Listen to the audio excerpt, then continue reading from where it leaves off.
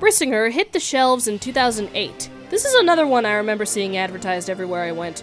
I think it's a little funny that this was the series that stood out to me the most during that time. This book continues the trend of shifting to different perspectives, except this time, we get a couple brief moments from Saphira's perspective.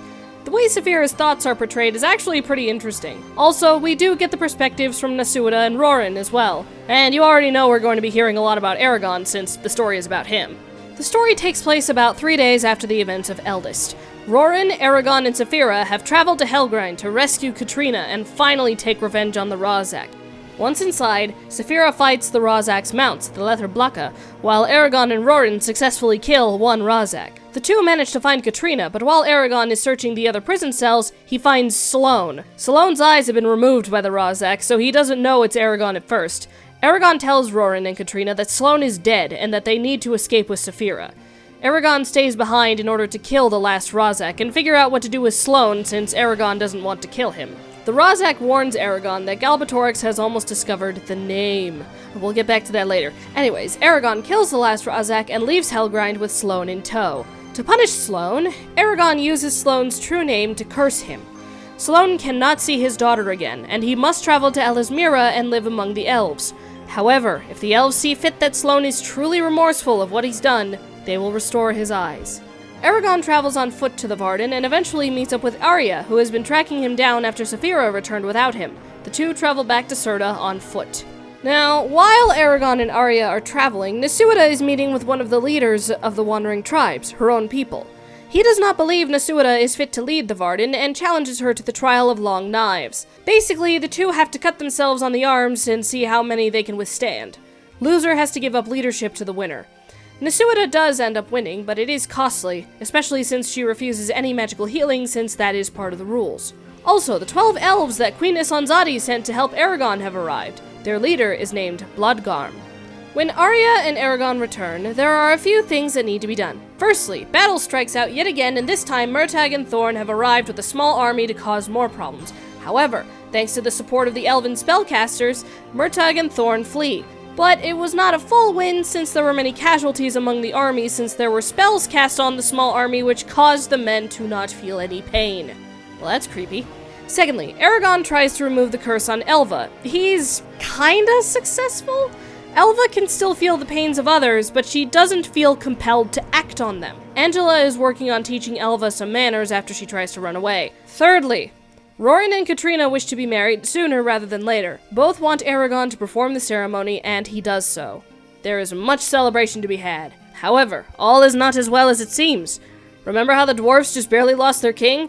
Well, this entire time, Auric has been at Farthendur, meeting with the other clan chiefs in order to select the next king. Nasuda fears that the next dwarf king will not want the dwarves to be involved with the war against Galbatorix.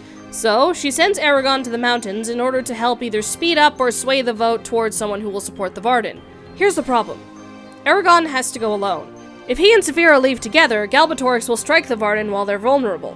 Eragon and Saphira don't like the idea of being apart from each other, but it's necessary. So, Eragon leaves to Farthendur. While Eragon is in Farthendur, Roran wants to continue to fight for the Varden. Nasuda assigns him a few missions. Roran's first commander is very competent, but they battle against the men who can't feel pain. This battle causes many casualties, including the commander losing a hand.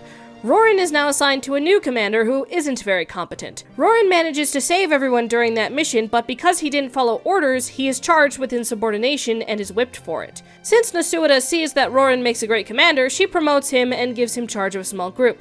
We'll get back to him later. Auric is currently in the running to be king of the dwarves, which is great because he wholeheartedly supports the Varden. Eragon is willing to offer his support.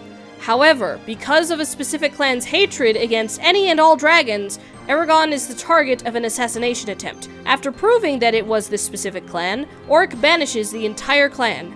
Now that the dwarves understand the situation a little better, Auric ends up winning the majority vote and is to be crowned king of the dwarves. Eragon contacts Nasuda and tells her to send Saphira since Saphira is to restore Isidar Mithram, the sapphire that Arya destroyed to save Eragon from Durza. Saphira makes it in time for the coronation and restores the Star Rose. Now, Eragon and Saphira fly to Elismira to gain more wisdom from Oramis and Glader. Meanwhile, Roran seems to be doing well with his new group, but since his group also consists of Urgles, it is hard for everyone to get along. One Urgal, Yarbog, challenges him in a test of strength. Roran manages to win by wrestling him into submission. The group then joins the rest of the Varden as they plan to lay siege to the city of Feinster.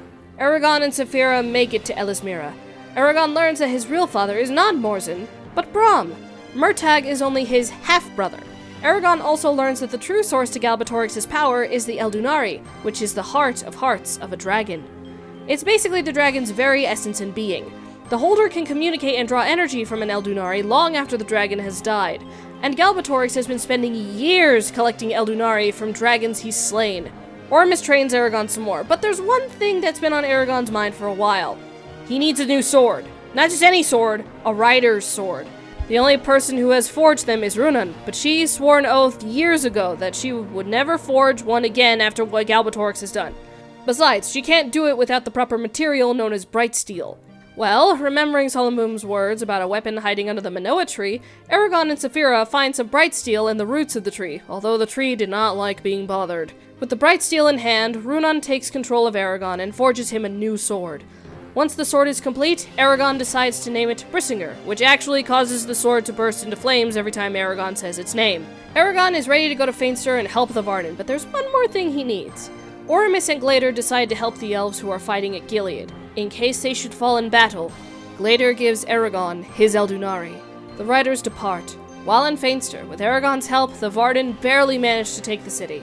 It was a close call too, since the magicians there decided to try to make a new shade. This one was named Varog.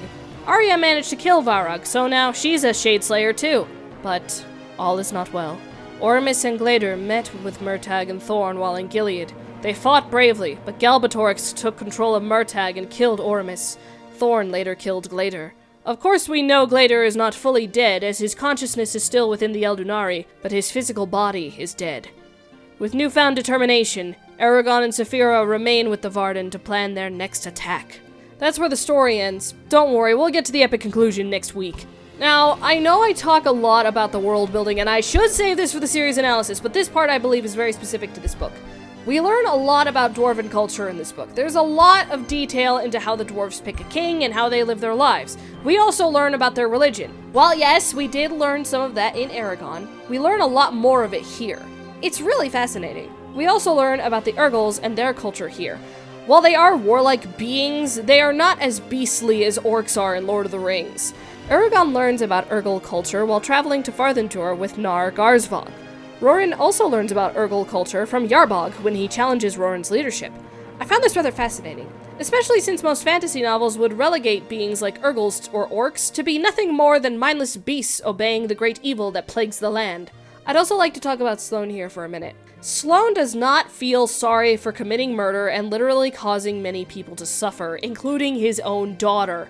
And yeah, I'm sure many readers wished Eragon just killed Sloane right then and there, but that's not his character. I failed to mention that Eragon saw Sloane in Elismira while he was there. Sloane had not changed at all at that point. There was clearly a little bit of improvement, but it was so small. Saphira even mentions that you cannot change people who don't want to change. Will Sloane ever change? Who knows? Now, if you know me at all, you know how much I love a good romance. I like to think that the marriage between Roran and Katrina is supposed to show how good times can still happen in the worst of situations.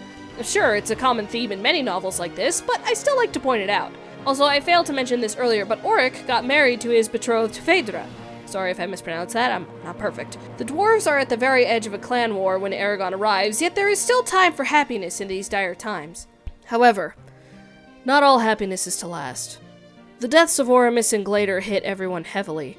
Even Nasuada, who never even met them or knew of their existence, felt the same sorrow as Eragon, Saphira, and the elves. Now, even when I first read this book, I knew it was going to happen. Even as a teenager, I had seen stories like this before. However, that doesn't mean I didn't feel anything.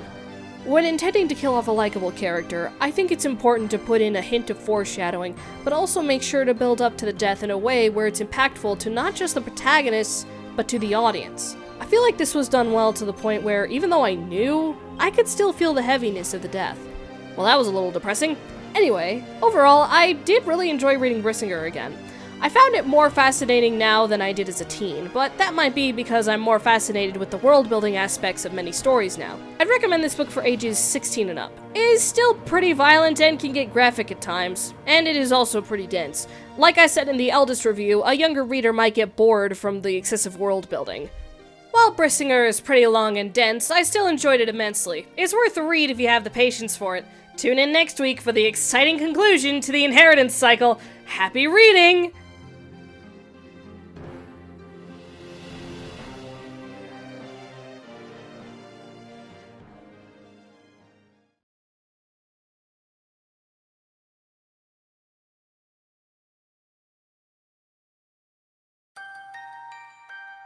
You know not even I can summon the dragons.